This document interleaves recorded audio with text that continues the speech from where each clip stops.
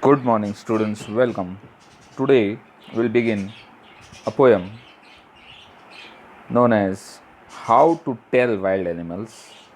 It's written by Caroline Wells.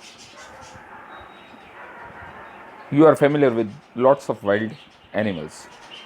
I'll tell you briefly about the poem. The title of the poem, there's a word tell. Tell wild animals.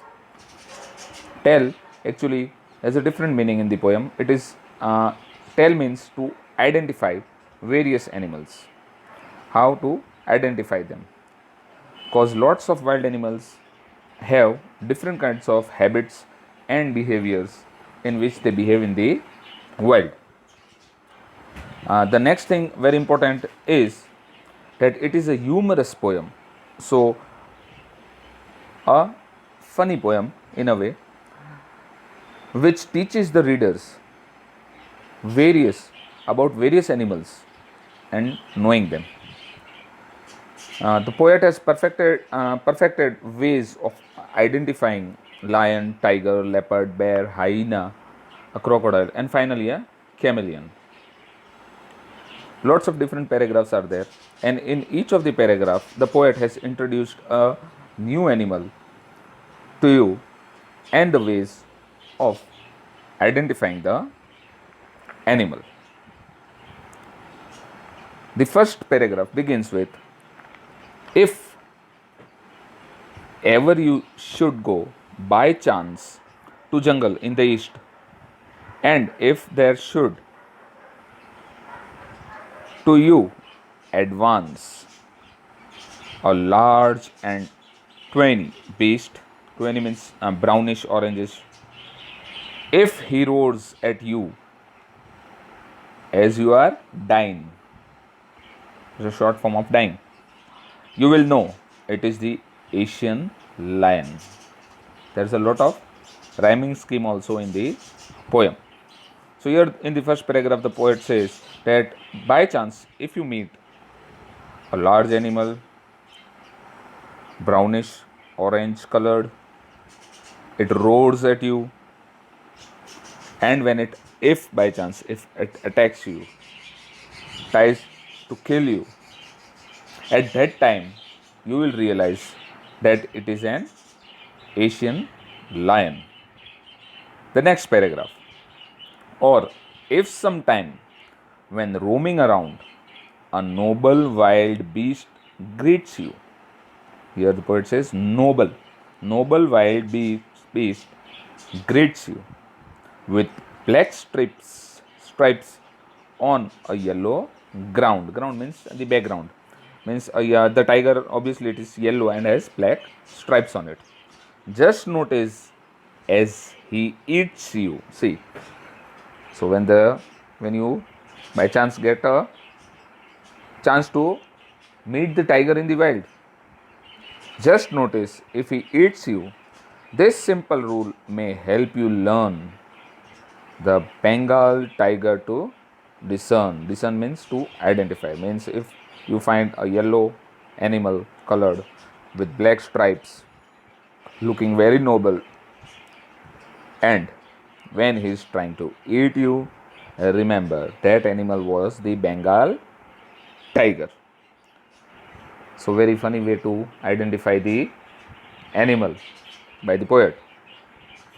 Third paragraph, if strolling forth, strolling means just wandering here and there, forth means forward, moving forward.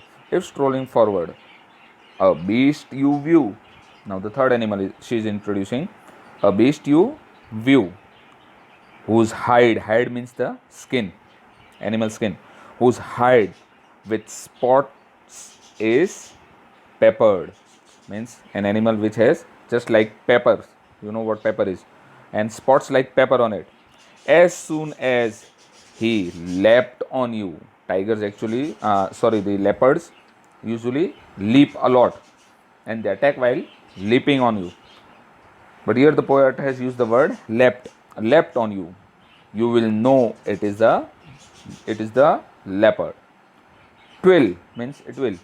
Twill do no good to roar with pain. So when the leopard attacks you, and it's trying to kill you, at that time, when it has got hold of you, there is no use to shout, cause it will do no good to roar with pain. When you are in pain and when it is attacking you, it's no good. Why? He will only leap and leap again. So it's going to leap and finally get you. Page number 44, next paragraph.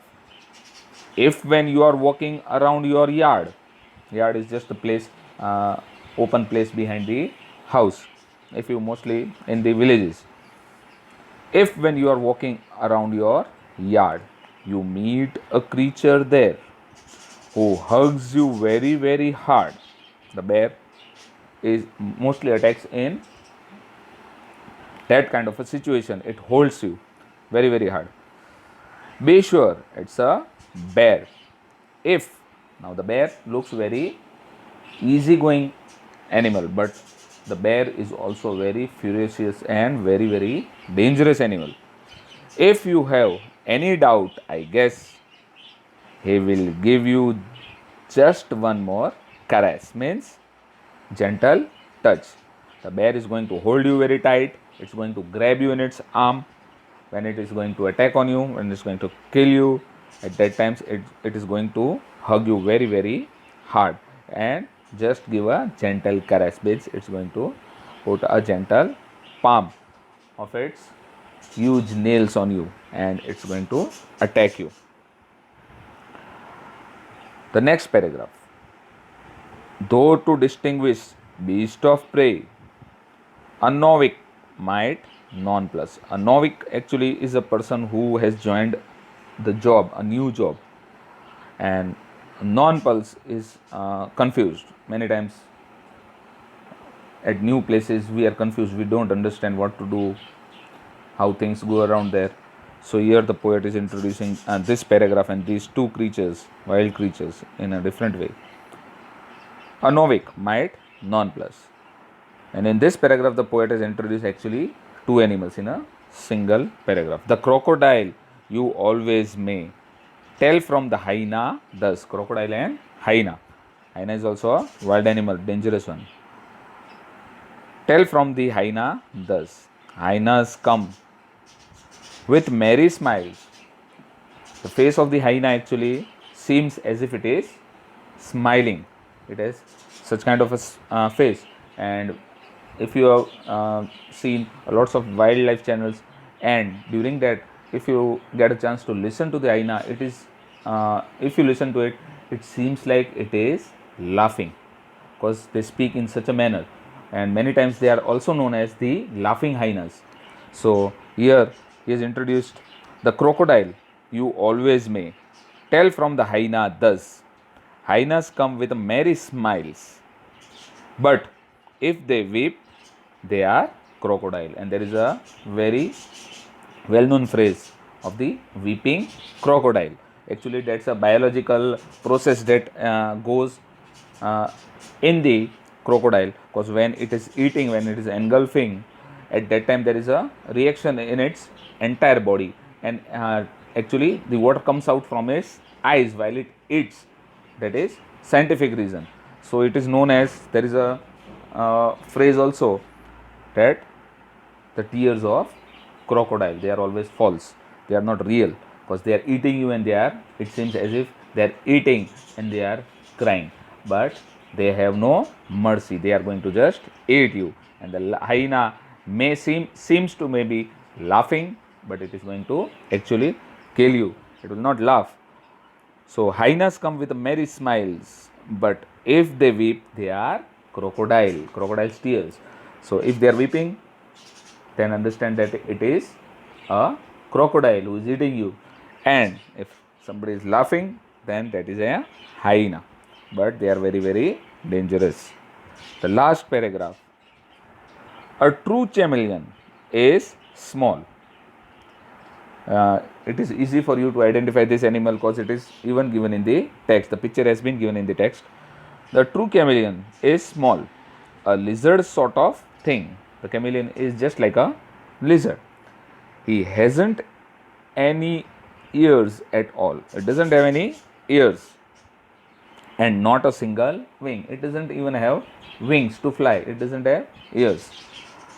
But if there is nothing on the tree, but the chameleon is a master of deception. If it is sitting on a branch of a tree, it is very difficult for you to find out because it is camouflaged in the same color of the background of the atmosphere of the natural things where it dwells. If it is on a green, suppose a tree or a plant, it changes into green color. If it is on the brown bark, then it changes the color of the brown and it doesn't move for long, so you cannot identify it. If it is really very close to you, then too it is very difficult for you to just see it. So, and not a single wing. If there is nothing on the tree, at the first sight, if you just move around, you will find nothing on the tree, but actually the chameleon is sitting there. It is the chameleon you see, but it is actually sitting there because it is hard to identify that creature. So, these are the simple ways by which the poet wants to introduce us to the animals, to identify actually also the animals, that which kind of animal is in the nature and how dangerous it is. So, here we stop the explanation of the poem and we will just discuss the question answers also.